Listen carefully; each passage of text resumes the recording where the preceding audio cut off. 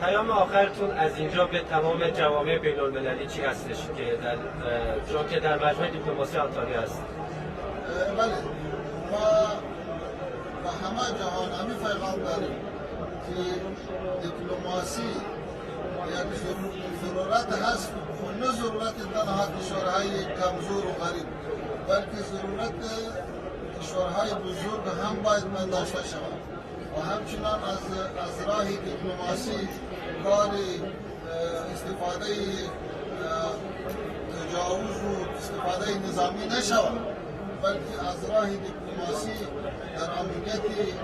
جهان باید کار گرفته شود و دیپلماسی باید اصلا تعریف شود و اینطور نشود که از دیپلماسی و مقابل کشورهای غریب و پسمانده استفاده شده شود، اینطور باید نشود. و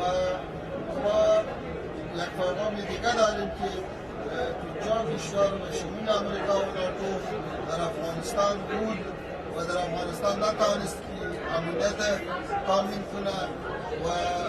داعش کنترل کنه، حالی که وزارت اسلامی افغانستان، حکومت جدید افغانستان